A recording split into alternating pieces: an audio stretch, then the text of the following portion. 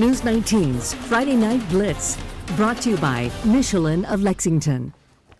All right, you can call this the Thursday Night Blitz, week 10 of the high school football season, with some rainy weather expected to roll in tomorrow night. A large number of teams moving up their games 24 hours, so we will start with our game of the week. Lexington hosting River Bluff, and at halftime of this game, the Lexington girls golf team was recognized just 2 days ago. The Wildcats won their third consecutive 5A state championship, and overall, this is 13 state titles in the last 15 years for that program.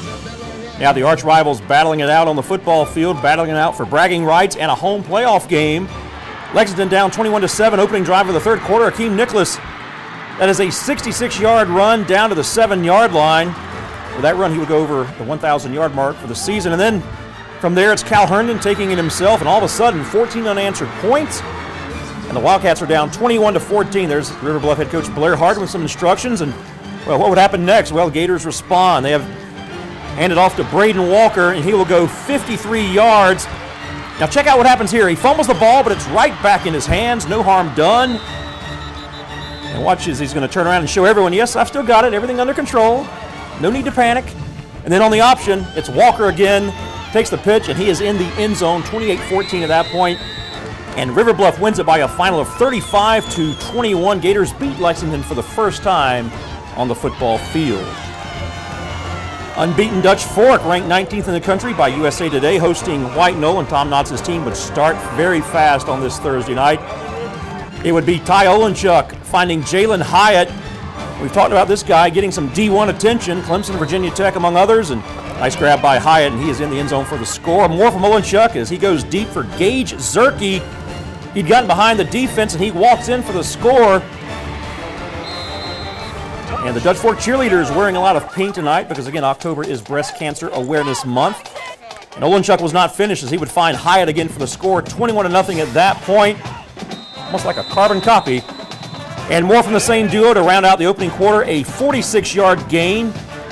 And that would lead directly to another touchdown pass from Olenchuk, and Dutch Fork rolls by a final of 62-0 over White Knoll. Unbeaten Sumter on the road to face Irmo. Gamecocks looking to take the region title, down 6-0 in the second. It would be the special teams unit that comes up big for the Gamecocks. We saw them return the opening kick last week, and here is Antonio Roach blocking the punt. That led to a TD for the visitors, and former Sumter and Clemson running back Hot Rod McDowell looking on from the sidelines. Gamecocks looking for more, up 7-6 just before the half. It's Tyler Kraft on the tunnel screen, and he takes it in for the score. Sumter up 14-6 at the break. Second half, head coach Mark Barnes would dip into his bag of tricks and watch Jonathan Henry tossing it to Antra Harvin, and he will go to Keyshawn Krosky in the end zone for the score, 21-9 at that point, and Sumter wins it by a final of 27-9. Skeeza action. Hammond looking to cap off the regular season unbeaten, facing Heathwood Hall. The Skyhawks have won 21 straight. Opening drive for the visitors. Jackson Muschamp up top to Andre Wilson.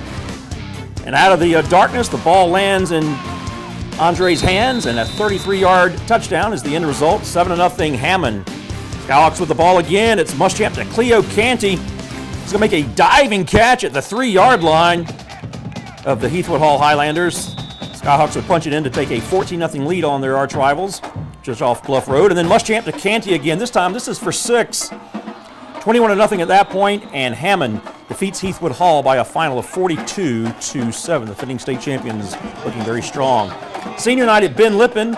We find the Falcons down by nearly 20 points, but they will continue to fight back.